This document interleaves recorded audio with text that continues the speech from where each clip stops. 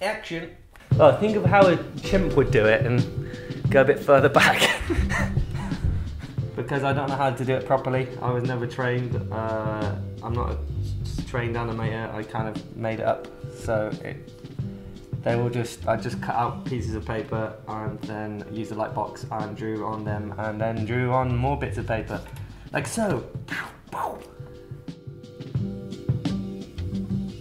If you've got like a lot of respect for like everyone involved, you want to do as best as you can to hold up your end. So if like Phil's the really good video maker man and all of the skaters are like my kind of skaters that I all really like their styles and everything, and you've got Gibbo doing the music and his stuff's really cool. So if you've got like everyone that's involved, they're all taking all of their parts, they're all working hard at doing what they're doing and coming up with something good. So it makes you want to make sure that your part, you know, the animation side of it is like holds up, because you don't want like a weak link. If I could be a bird, what kind of bird would I be? A robin. Well, the animation, the actually drawing part didn't take that long. Well, it would take like maybe a couple of days. But then scanning every frame in and like readjusting it and making sure they're all in the right order and touching up on Photoshop. That took quite a while as well, and that was the bit I hated. That was like the boring bit.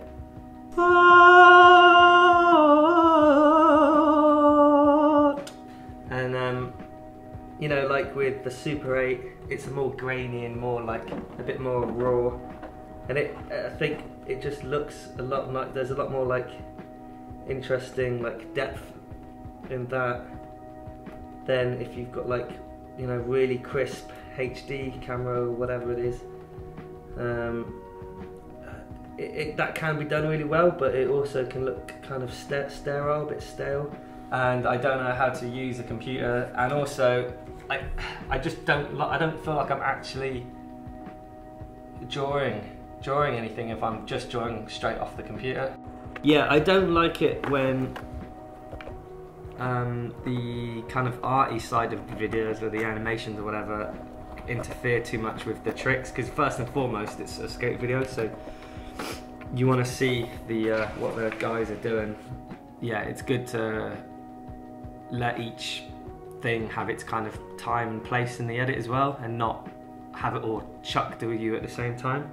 So there'll be moments when there's like no animation at all, nothing like that, and it's just skating, and then there'll be moments when it is just animation, and then there'll be overlaps where you feel like it enhances the skating or like goes well with it but doesn't overpower it. Like there was some pieces where I had to, the first frame and the last frame had to connect to the footage, if that makes sense. And so I had to draw the first frame and the last frame, but then in between I could make up and do whatever I wanted. And I don't like to plan it beforehand, because there's nothing exciting in that. It's already been done before you start drawing it. So I like the idea that I don't know what I'm doing until it's finished, and it can go a completely different way, because you may start drawing something and you think it's gonna go that way, but then it kind of evolves and changes as you're doing it. So it keeps it interesting for me, so that it's not so because it can be quite a boring thing to do if you let it. So with this, it doesn't get boring, because you get excited because you don't know how it's going to turn out, and you want to see how it's going to turn out.